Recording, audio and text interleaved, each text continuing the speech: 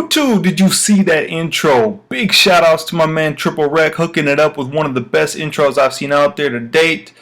T-Dub, can't thank you enough. That is killer. Gonna be using that in all the future videos coming forward. Hope you guys like it. Let me know what you think in the comments down below, but I think it's excellent. Killer.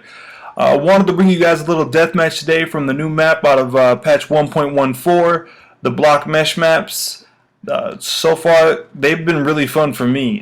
This is a pretty good deathmatch I had today. Only got to play a couple games, been busy otherwise. But I'm going to focus this commentary on the map itself and also on some changes going on here in the channel.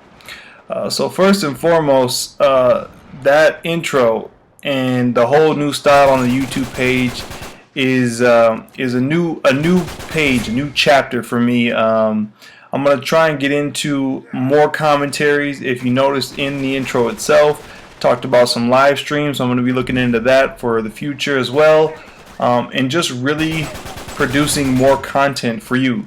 I've got just over 100 subscribers. Hit that mark within about a couple months or so. I mean, I had a few dozen here and there from before, from just some BS videos and some friends of mine.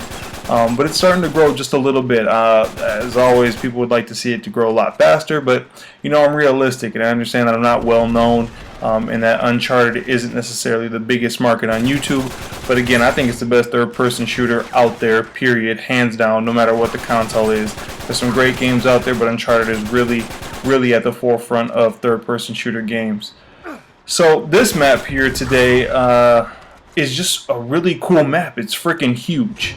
The colors, that blue, the tan, and the pink, kind of messes with your eyes. I'm having a really tough time the first few games that I played adjusting to the fact that it's just solid colors. It's really hard for me to get a good sense of depth perception.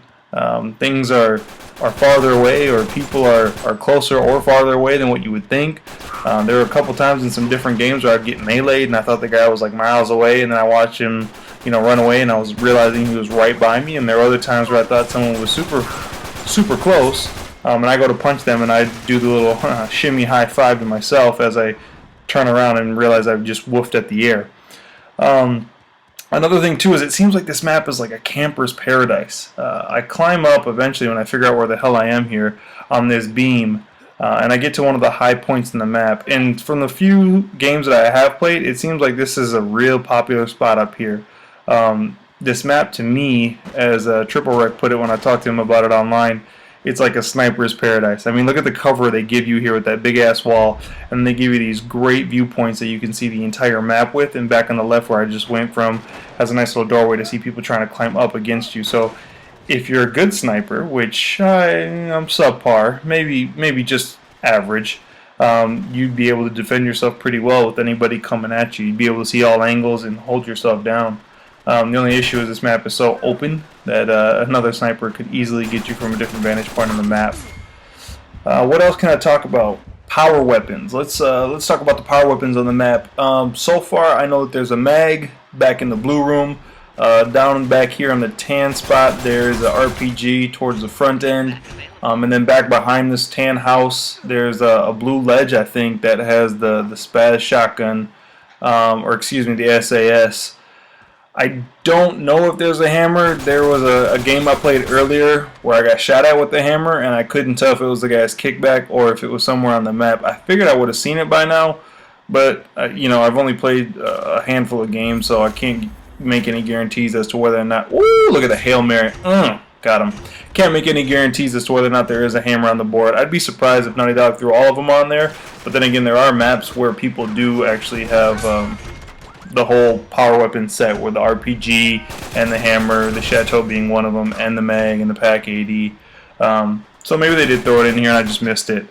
Another cool thing too is that there's a ton of different flank routes. I love maps that seem balanced but at the same time huge. A lot of times with these big maps, you just end up running around looking for everybody. The openness of this map means that you can see people all over. So even though it's huge, and normally in a map this size you'd have a lot of camping, because of the way it looks, or I should say the way it's designed, where there's not a lot of graphics, there's not a lot of shadowing, it's really easy to see where people are coming from. So I really enjoy that, and I like the fact that, like I said before, they have all these flank routes. So what you can do, sneak up behind them. This area here, a lot of people like to hold it down right in front of the mag. The mag's right in front of this ledge that I just passed, but it's not there right now. But a lot of people like to hold it down in this room. So there's a couple different routes into the room, and there's also some ledges you can climb up on outside and get in the room. The other cool thing I like about this map, or I should say the lab mode right now, what they've designed it as is it doesn't count towards your stats. So the kills, the deaths, I don't even know if the wins or losses count. I know that if you quit, the quit makes you have a loss. But that just makes it more fun. It's just like a casual type of game where you could just hop in, play some death matches, not really care a lot about what your stats are, because none of them are going to count.